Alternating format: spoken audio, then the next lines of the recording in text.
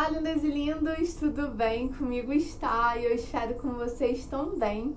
Para quem não me conhece, meu nome é Carla Daniel e sejam bem-vindos ao meu canal. E no vídeo de hoje eu vou estar contando um pouquinho de como eu descobri que eu teria que operar a vesícula, como foi esse processo, meu testemunho e também a cirurgia. Então, se vocês querem saber como foi, não saiam daí.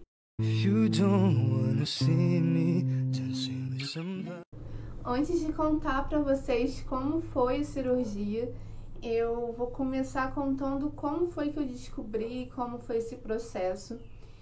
Mais ou menos há 1 ano e meio atrás, eu tive um problema muito sério no estômago que ninguém descobriu o que era. Tudo que eu comia eu passava muito mal. E na época eu fiz uma bateria de exames e não dava nada, tava tudo normal.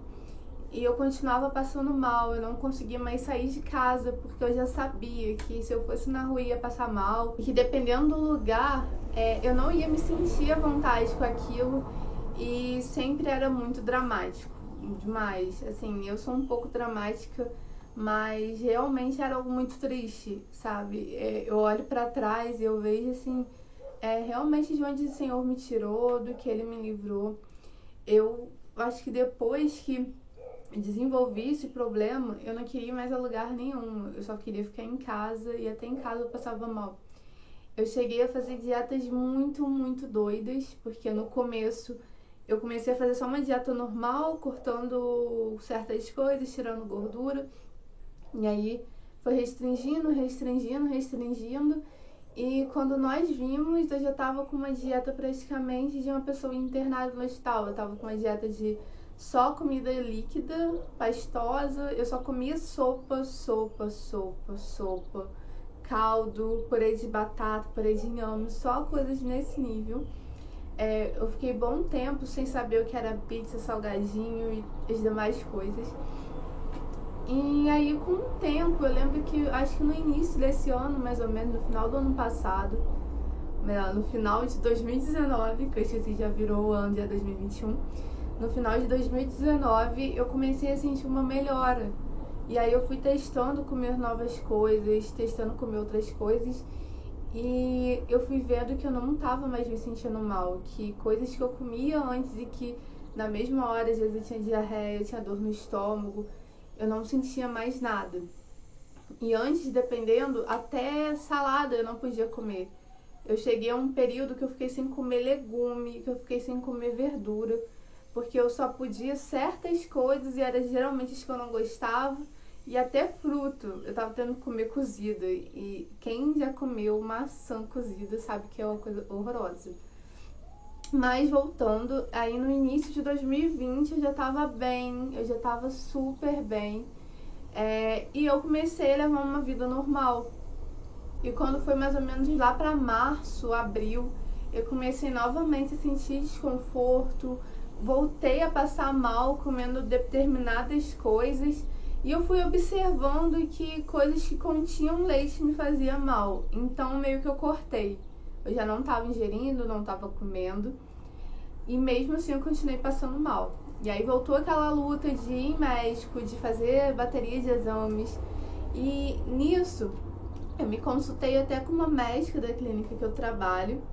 E ela me passou alguns exames, inclusive o teste de lactose. E aí ela me passou uma endoscopia, que eu já tinha feito uma em março, mas para repetir. E vários outros exames. Aí eu falei assim, já que eu vou fazer vários exames, vou pedir também uma ultrassonografia. Eu já tinha que fazer a pélvica para poder ver o ovário policístico que eu tenho. Então aproveitei e pedi nela também para passar uma de abdômen total, que eu já tinha feito no ano anterior. Tinha dado uma leve gordura ali no fígado, que não chegava a ser nada grave, era ainda tipo estágio 1. Falei assim, vou fazer só mesmo para descartar todas as possibilidades. E aí passou esse período, eu ainda passando mal, e eu fui fazer os exames. Eu fiz primeiro de lactose, que eu passei super mal durante o exame, então eu já sabia que eu tinha intolerância à lactose. Na realidade, já fui sabendo que eu tinha e ali foi confirmado. Não precisava nem pegar o resultado para saber que eu tinha. E aí eu fui fazer a ultrassonografia para desencargo mesmo, porque eu achava que ia ter que repetir endoscopia, já que o meu problema era no estômago. Eu fui, fiz a ultrassonografia, a médica durante o exame só me perguntou se eu estava repetindo por conta da gordura no fígado. Não falou mais nada, não me perguntou mais nada e eu fui pra casa em paz, achando que estava tudo bem. E eu lembro que foi numa segunda, eu já tava com o exame de lactose, eu já tinha visto que eu tinha intolerância, eu já sabia, e pra mim, aquele problema todo que eu tava tendo era da intolerância.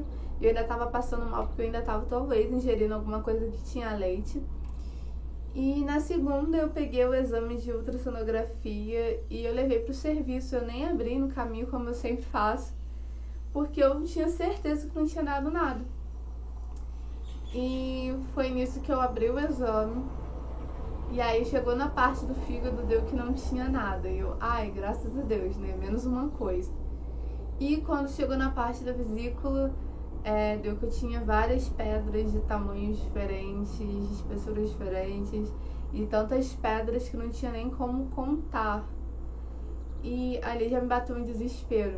Porque um dos meus maiores medos na vida sempre foi operar. Eu sempre fui aquela criança, aquela adolescente, aquela adulta medrosa, que não queria fazer nada, não queria subir numa bicicleta porque tinha medo de quebrar a perna, de ter que operar essas neuroses. E eu já sabia que seria operatório por conta de uma colega de trabalho que tinha passado alguns meses pela mesma situação. E eu passei pela médica, eu conversei com muita gente, que foi uma época assim que eu fiquei em choque, sabe? Eu não sei nem descrever direito porque eu fiquei muito em choque, eu só chorava. E começou aquela luta de que eu não tinha dinheiro, não tinha plano, não tinha nada. E foi aí que eu decidi juntar dinheiro e fazer um plano. Algumas pessoas falaram que o meu caso poderia esperar um pouco. E por conta da pandemia, por ser um pouco perigoso, saindo para um hospital, eu poderia esperar até agora, 2021. Mas assim, nenhuma das pessoas que falou realmente era um cirurgião, então eu não tinha esse respaldo de saber se realmente poderia esperar. Mas eu tava tão apavorada, eu queria tanto fugir de cirurgia, que eu coloquei na minha cabeça que eu só ia operar agora, na metade do ano de 2021. 2020 eu ia viver minha vida, eu ia juntar dinheiro, eu ia ver como que eu ia solucionar isso primeiro e me preparar psicologicamente para operar. E aí eu fiz um plano de saúde e também comecei a juntar dinheiro, porque eu não sabia, tipo, se eu passasse mal, eu não queria operar no público. E aí eu comecei a pagar o plano, juntar dinheiro. Só que o plano, a carência só acabaria em maio. E eu fiquei assim, não, tranquilo. Como eu posso esperar, tá pandemia, eu ainda não tô preparada para operar, vou aguardar até maio. Vou operar com o médico que eu quero, que ele, até onde eu sei, é do plano. E vai ficar tudo bem. Só que o que eu não esperava é que o médico que eu queria operar, ele não estava mais no plano fazia alguns anos. E eu não pesquisei isso antes de fazer o plano. Então, ali já caiu todas as chances de operar pelo plano e eu ia ter que operar particular. Então, comecei a me dedicar mais a guardar dinheiro. Mas, do nada, surgiu aquela dúvida assim, será que eu posso realmente esperar tanto tempo? Eu tô em início de novembro, será que eu posso esperar realmente até maio de 2021? E foi passando o tempo e eu tava pesquisando médico, só pra ter certeza de quanto cada um cobrava, de onde cada um operava, mas nada certo, não tinha procurado especialista. E aí quando foi agora em dezembro, a amiga dessa... E quando foi em dezembro agora de 2020... a mãe da minha colega de trabalho que tinha operado a vesícula descobriu que também estava com pedra. E ela também se planejando para operar nesse ano de 2021, não queria operar em 2020. Ela, para desencargo de consciência, acabou indo num cirurgião para saber a opinião dele. E ela descobriu que ela teria que operar de urgência. Quando eu soube disso, eu fiquei apavorada. Até então, eu não sabia se realmente eu poderia esperar. Foi aí que meio que deu um start, assim, eu falei, não, tem que procurar um médico, pelo menos pra ter certeza se eu posso esperar, até quando eu posso esperar. Mas na minha cabeça, eu tinha certeza de que eu poderia esperar e que eu poderia talvez esperar até mais tempo. E aí eu marquei alguns médicos, desmarquei, marquei de novo, desmarquei, eu tava naquela indecisão, naquele medo. E acabou que quando foi agora em dezembro, no dia 16, se eu não me engano, era uma quarta-feira, eu marquei com o cirurgião que eu queria operar pelo plano que tinha saído. E eu entrei na sala super confiante, crendo que eu não ia operar nem tão cedo. Eu cheguei na sala, ele logo me perguntou por que eu tinha ido, o que tinha acontecido. Eu contei pra ele que eu tava passando mal, contei do que tinha dado no exame e eu falei com ele que eu estava ali só pra saber se eu poderia esperar até maio. Tipo, eu fui no médico só pra ele poder me dizer, olha, você pode esperar. E quando eu cheguei lá, a realidade foi outra. Ele falou comigo que pelo exame ele não poderia me falar que poderia esperar, que a orientação era operar de urgência, porque eu tinha muito micropedras na vesícula e que essa era o mais perigoso, que uma delas poderia sair da vesícula, poderia virar uma pancreatite, ser internada de urgência, ficar entubada. E aquilo já me apavorou de tal forma que, pra falar a verdade, eu não perguntei nada de como seria a cirurgia, eu não perguntei nada a respeito, eu só fui lá, escutei que não poderia esperar, fiquei sabendo do valor e mais nada. Eu tava tão atordoada e eu decidi sozinha, porque eu não queria apavorar minha família, apavorar ninguém, que eu lembro que eu levantei, eu me despedi do médico e ele continuava falando, eu dando tchau, tentando sair daquela situação. Quando eu saí dali eu chorava muito, muito, muito. Eu liguei para uma das minhas amigas do serviço e eu lembro, sabe, que mesmo em meio a uma resposta, sabe, uma palavra contrária do que eu esperava, mesmo tendo ido contra o que eu queria, ali eu estava vendo que era a vontade de Deus se cumprindo, sabe? Eu vi muitas pessoas do meu lado, eu vi muitas pessoas naquele dia me ajudando, me dando forças, e não foi fácil. Eu fiquei muito, muito abalada com a notícia, com o jeito que seria, que era de urgência, e eu sem ter o dinheiro ainda para cirurgia, sem ter plano, praticamente estava na carência e batendo aquele desespero. E eu nesse período eu vi assim, Deus se mover de uma maneira muito sobrenatural em tudo. Eu fui nele na quarta e ele logo me falou que seria bom eu operar no sábado. E deu tudo assim tão certinho que eu ia parar no serviço na sexta de recesso. Então, já esse período de 15 dias que eu teria que ficar em casa, eu já estaria em casa, eu não precisaria me ausentar, ficar de declaração, nem nada do tipo. Eu tinha uma parte apenas do dinheiro e uma pessoa muito querida, uma pessoa muito próxima, que eu considero a minha irmã, quando soube da história, quando viu a situação, como que eu tava, na mesma hora foi comigo na rua, na mesma hora entrou comigo no banco e sacou o dinheiro e me emprestou.